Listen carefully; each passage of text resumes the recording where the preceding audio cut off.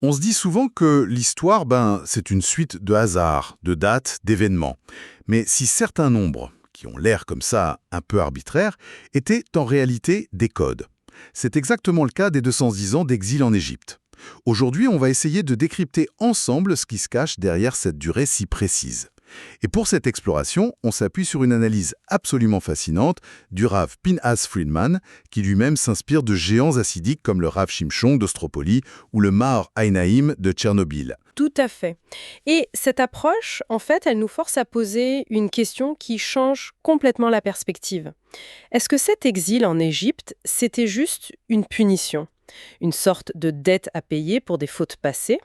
Ou alors, et c'est ça qui est passionnant, est-ce que c'était une mission spirituelle? Une descente calculée dans l'obscurité, calibrée avec une précision quasi mathématique. L'idée qu'on va explorer, c'est celle d'un processus de réparation.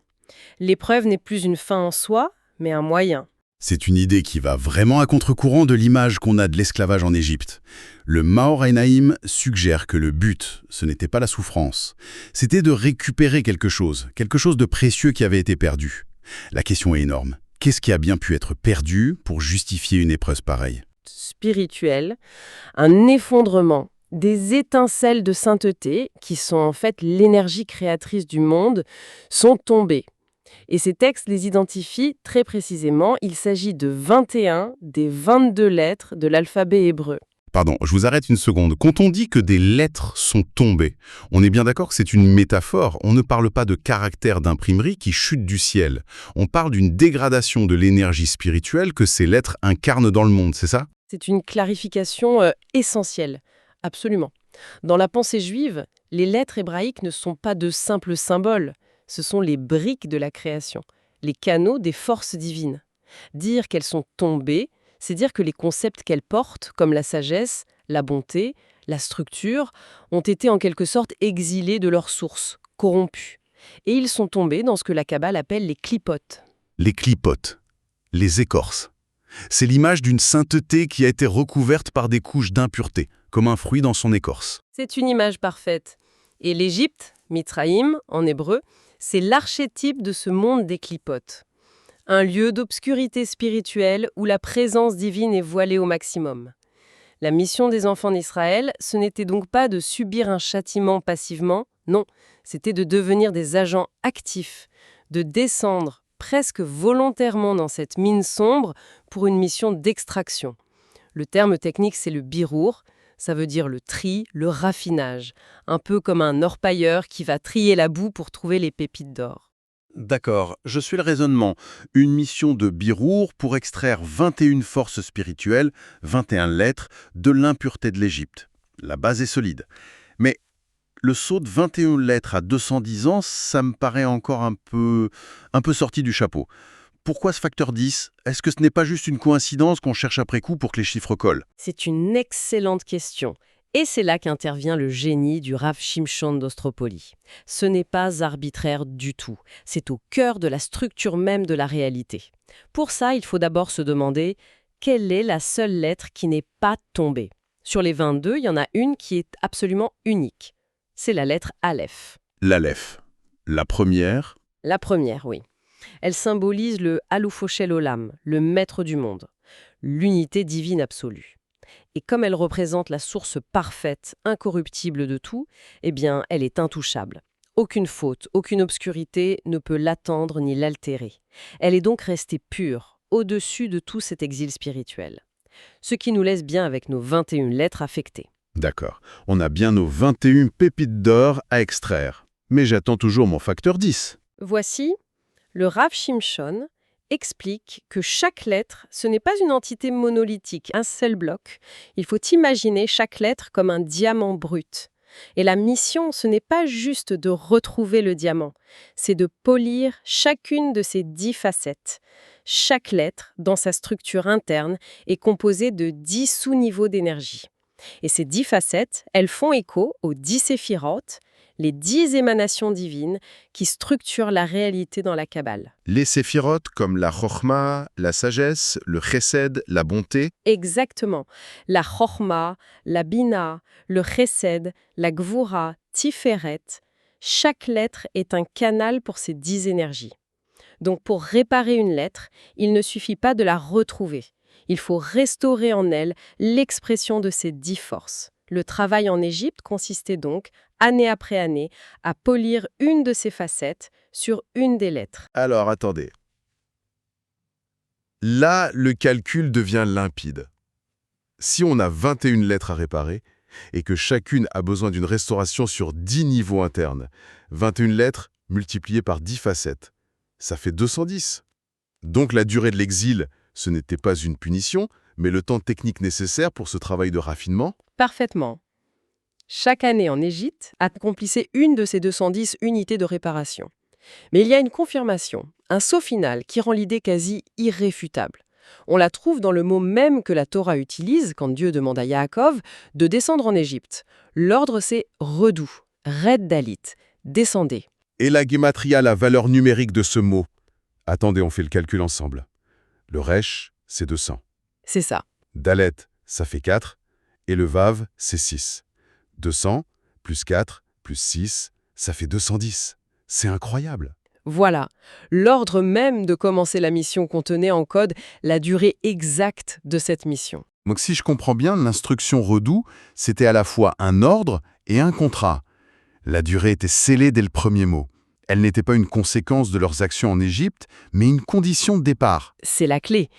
Et cette certitude que la mission était calibrée à 210, on la retrouve des années plus tard, n'est-ce pas Ève? Dans ce dialogue incroyable, au sommet de l'histoire, quand Moshe est face au buisson ardent. Oui, il reçoit sa mission de libérer le peuple. Et il pose cette fameuse question, « S'il me demande quel est son nom, que leur dirai-je » On a souvent l'impression qu'il demande une carte d'identité divine, mais avec ce qu'on vient de voir, son inquiétude devait être bien plus profonde. Il voit la souffrance de son peuple et il doit se dire « Est-ce qu'on a bien compris le plan? Est-ce que la mission de 210 ans tient toujours? Ou est-ce que le dommage est bien pire que prévu ?» Vous touchez au cœur de l'anxiété, disons, métaphysique de Moshe. Il craint le pire. Il se demande si la chute n'a pas été encore plus grave, s'il n'y a pas eu plus de dégâts. Il craignait que la faute n'ait pas seulement touché les 21 lettres de la création, mais qu'elle ait atteint une dimension encore plus sacrée. Le nom divin ineffable lui-même, le tétragramme, Havaya, Yeho Vaové. Et pourquoi est-ce que cette crainte était si terrible? Qu'est-ce que ça aurait impliqué concrètement? Eh bien, la valeur numérique du nom Havaya, c'est 26. Ce nom, il représente la connexion de Dieu au monde. C'est le pont entre le ciel et la terre. Si ce pont avait été endommagé, alors la mission de réparation aurait été d'une toute autre ampleur. Si on applique la même logique, la durée de l'exil aurait dû être de 26 unités fois le 10 niveaux, soit 260 ans. 260 ans. Ça voudrait dire qu'il restait encore 50 ans d'esclavage. Et ce nombre 260, il a une signification particulière en hébreu. Oui, et c'est ce qui terrifiait Moshe. 260, c'est la valeur du mot hébreu sar, shin, resh. Ce mot peut vouloir dire prince, autorité, mais il porte aussi la racine de lutte, de dureté. Ça suggérait une épreuve encore plus rigoureuse, plus longue. Moshe craignait qu'il reste au peuple un demi-siècle de la pire souffrance. Sa question, ce n'était pas « qui es-tu ?», mais plutôt « s'il te plaît, dis-moi quel est le niveau du dommage. Quel nom a été affecté pour que je sache ce que je dois leur annoncer ?» Et la réponse de Dieu est l'une des phrases les plus énigmatiques de la Bible. « Eye, Asher, Eye », souvent traduit par « je serai qui je serai ». À première vue, on dirait une esquive. Mais ce n'est absolument pas une esquive. C'est un message codé d'une précision chirurgicale pour rassurer Moshe. La clé est dans le nom que Dieu utilise à cet instant. Yéré. A, Ha, Yed, Ha. Calculons sa valeur. Aleph, c'est 1, Ha, c'est 5, Yod, c'est 10, et un autre Ha pour 5. Le total est de 21. C'est le nombre de lettres qui étaient tombées. Exactement. C'était la réponse la plus claire, la plus directe possible. Dieu lui disait « Moshe, sois tranquille. Le dommage que tu crains, celui de niveau 26, n'a pas eu lieu. Le problème ne concerne que la dimension du 21, et cette mission de 210, elle est terminée. Chaque unité est réparée. Le temps de la délivrance est arrivé, va leur annoncer la bonne nouvelle. » Donc, pour résumer ce point qui est crucial, Moshe craignait un dommage de niveau 26. Et la réponse divine, par un nom de valeur 21, est un message codé qui dit « Non, le problème est bien celui qu'on pensait et la mission est finie ». C'est une réassurance mathématique. La réponse n'était pas philosophique, elle était opérationnelle. Précisément, c'était un go pour la libération. Revenons un instant sur cette lettre si particulière, l'Aleph. On a dit qu'elle n'a pas été exilée, qu'elle est restée pure. Quel est son rôle dans l'histoire? Elle est juste une spectatrice silencieuse pendant que les 21 autres sont en réparation. Loin de là, son rôle est le plus important de tous. Ce n'est pas une spectatrice, c'est la force motrice de la libération. Il faut imaginer un groupe d'alpinistes tombés dans une crevasse. L'Aleph, c'est l'unique alpiniste qui est resté au sommet et qui tient la corde solidement. Parce qu'elle n'a jamais été soumise à l'impureté, elle garde toute sa puissance divine originelle. Et c'est cette force pure, intacte, qui a le pouvoir de tirer toutes les autres lettres hors de l'abîme. C'est l'encre céleste. Et on voit cette force se manifester concrètement plus tard au moment de la délivrance. De la manière la plus éclatante qui soit. Au don de la Torah sur le mont Sinaï, le point culminant, quel est le tout premier mot que Dieu prononce? Le premier mot des 10 commandements. C'est Anoki, je suis. Et par quelle lettre commence le mot Anoki? Par un aleph. Bien sûr, C'est l'Aleph. Cette force divine intouchable, qui était restée en retrait, se révèle dans toute sa puissance pour initier la révélation. C'est elle qui sort de l'ombre pour tirer le peuple et les 21 lettres hors de l'esclavage. Il y a une dernière nuance fascinante. La Torah elle-même, elle ne commence pas par un Leph. Elle commence par la deuxième lettre, le Bet, Bet, dans le mot Bereshit, au commencement. C'est vrai. Pourquoi? Si l'Aleph est si fondamental, pourquoi ne pas commencer par lui? Parce que l'Aleph, qui symbolise l'unité parfaite, est en un sens au-dessus de la création. Le Bet, valeur 2, initie le monde de la dualité, de la séparation, ciel et terre, bien et mal, le monde tel qu'on le connaît. Bereshit, c'est le début de notre histoire dans ce monde. Mais l'Aleph reste notre connexion transcendante, notre point d'unité qui n'est pas soumis aux lois de ce monde. C'est notre bouée de sauvetage qui nous tire d'en haut. C'est une image puissante. La création commence avec le 2, le bête. Mais notre rédemption passe toujours par le retour à l'un, l'Aleph. Si on prend un peu de recul, la perspective globale qui se dégage est assez révolutionnaire. Les épreuves de la vie, nos exils personnels, ce ne sont plus une fatalité ou une punition arbitraire.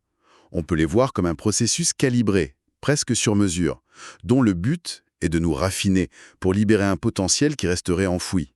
C'est exactement ça. La leçon pratique, le lecar. Même quand on a l'impression d'être au plus profond de l'obscurité.